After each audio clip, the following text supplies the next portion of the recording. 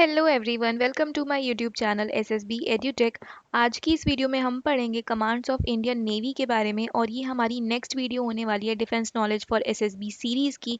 और अगर आपने इससे पहली वाली वीडियोस नहीं देखी है तो प्लीज़ आप मेरे चैनल पे जाके वो प्लेलिस्ट चेक कर सकते हैं, जो कि बहुत ही हेल्पफुल होने वाली है आपकी एसएसबी के लिए। तो let's start our video. And अगर ये आपको वीडियो अच्छी लगती है तो प्लीज़ इसको लाइक करें, शेयर करें और मेरे चैनल को सब्सक्राइब करें। तो आज की इस वीडियो में हम पढ़ेंगे कमांड्स ऑफ इंडियन नेवी के बारे में। और इसके बारे में हम पहले थोड़ा सा पढ़ लेते हैं कि इंडियन नेवी जो है वो एक क्रूशियल ब्रांच है इंडियन आर्म्ड फोर्सेस की। इंडियन आर्म्ड फोर्सेस में आपकी तीन फोर्सेस होती हैं, Indian army, navy and air force. Is structured into three primary commands each under the control of a flag officer commanding in chief, जिनको हम FOC इन सी भी बोलते हैं, with the rank of vice admiral. ठीक है। तो जो आपकी नेवी है उनकी थ्री प्राइमरी कमांड्स है और तीनों प्राइमरी कमांड को कंट्रोल कौन करता है? वाइस एडमिरल रैंक के flag officer commanding in chief command करते हैं। तो कमांड्स ऑफ इंडियन नेवी कौन कौन सी हैं? वेस्टर्न नेवल कमांड है आपकी मुंबई में। ईस्टर्न नेवल कमांड का हेड क्वार्टर है विशाखापट्टनम में। साउदर्न नेवल कमांड का हेड क्वार्टर है कोची में। ये आपकी थ्री कमांड्स है इंडियन नेवी की। अब हम इन कमांड्स के बारे में पढ़ेंगे। वेस्टर्न नेवल कमांड जो है वो रिस्पॉन्सिबल है for operations in the Arabian Sea and along India's western coast. India के जो भी वेस्टर्न कोस्ट हैं, जितने भी वेस्टर्न स्टेट्स हैं जिनके कोस्ट जो कोस्टल एरिया में आते हैं, उनको जो कमांड करता है वो वेस्टर्न नेवी करती है और अरेबियन सी को भी मॉनिटर करती है। अगर वेस्टर्न कोस्ट के जितने भी स्टेट्स हैं उनमें कोई भी इमरजेंसी लाइक सिचुएशन आती है या कुछ भी होता है, तो उसके लिए सबसे जो इम्पॉर्टेंट फैक्टर है वेस्टर्न नेवी का, वो ये है कि सबसे पहले आपकी नेवी की जो फोर्स होती है वो उन्हें हेल्प प्रोवाइड करेगी।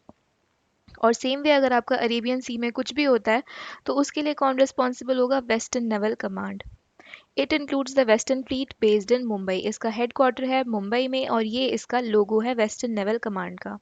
पश्चिमी नौसेना कमांड, और नीचे लिखा है इंग्लिश में वेस्टर्न नेवल कमांड, ये नेवी का लोगो है इंडियन नेवी का। नेक्स्ट है eastern naval command. This command manages operation in the Bay of Bengal and along India's eastern coast.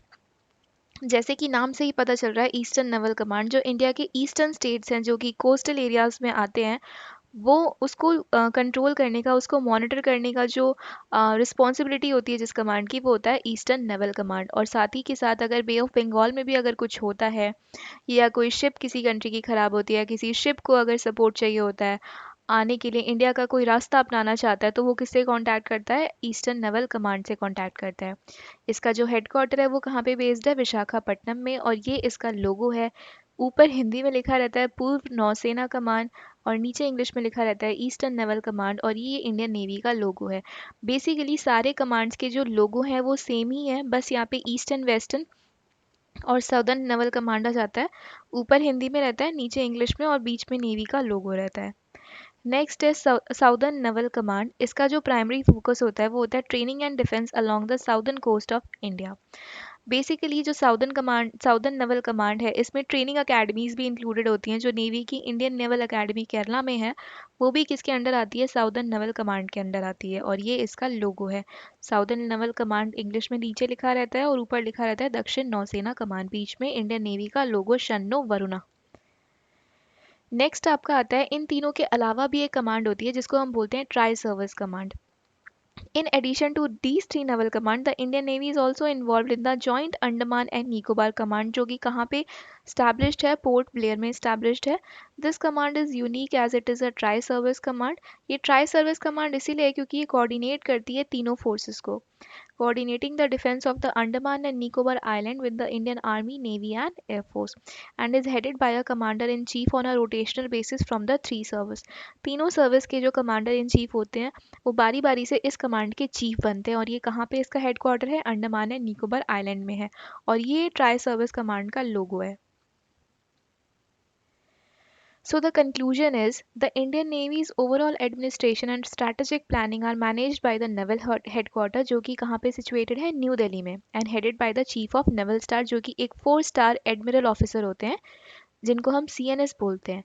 The CNS is supported by the vice chief of naval staff, जो कि vice admiral rank के होते हैं, जिनको हम VCNS भी बोलते हैं। अदर की principal staff officers include the chief of personnel, chief of material, deputy chief of naval staff all holding the rank of vice admiral. जितने भी चीफ होते हैं, जो भी चीफ रैंक के होते हैं, वो सबकी रैंक क्या होती है, वाइस एडमिरल। और ये हम ऑर्गेनाइजेशन ऑफ इंडियन नेवी में भी पढ़ेंगे, उनके स्ट्रक्चर्स में भी इनके बारे में हम डिटेल में पढ़ेंगे, जो कि नेक्स्ट वीडियो आएगी। The director general medical Services Navy is a surgeon vice admiral who leads the medical service of the Indian Navy. Indian navy की जो ओवरऑल मेडिकल सर्विस होती है, उसके जो डायरेक्टर जनरल होते हैं उनको बोला जाता है director general of medical services, जो कि एक सर्जन होते हैं वाइस एडमिरल रैंक के। और इसके अलावा भी एक मेन चीज़ होती है, Indian navy also maintains a naval air arm.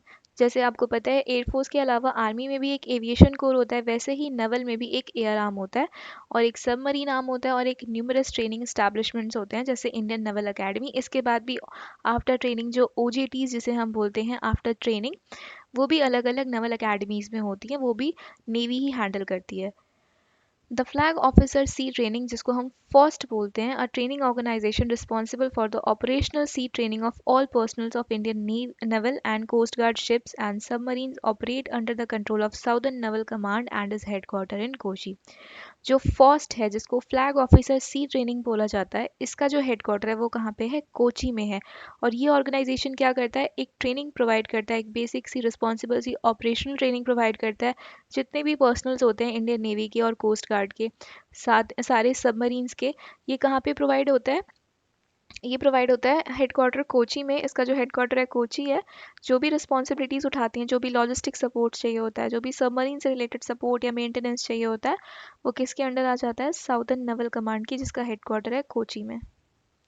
तो ये एक बहुत ही इंपॉर्टेंट पॉइंट है इस पूरे वीडियो में। And now the roles and responsibility of Indian navy.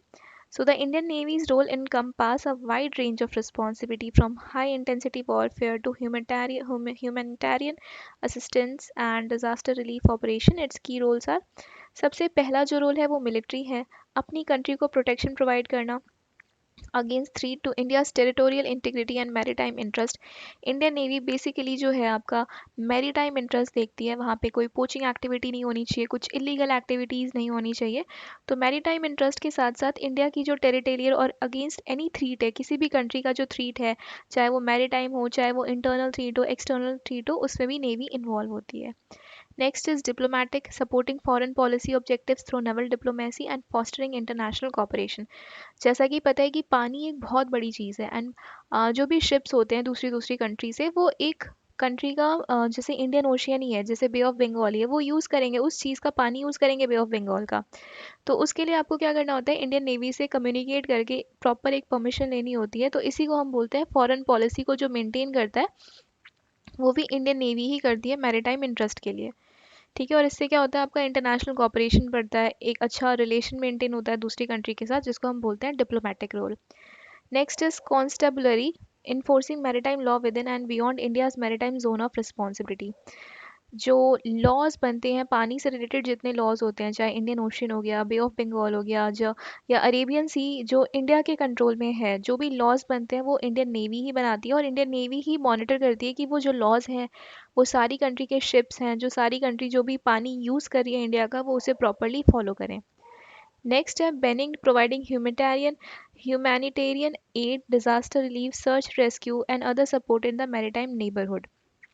अगर पानी में, इंडिया का छोड़ो, अगर किसी और कंट्री का भी जहाज़ है, अगर वो डूब रहा है या उसमें कोई आग लग गई है, कोई इमरजेंसी लाइक सिचुएशन होती है पानी में, जो इंडिया के कंट्रोल में जो पानी है, तो उसमें जो डिज़ास्टर रिलीफ या कुछ भी सर्च एंड रेस्क्यू है या कुछ मेडिकल फैसिलिटी प्रोवाइड करनी है, वो भी कौन करता है, इंडियन नेवी ही करती है।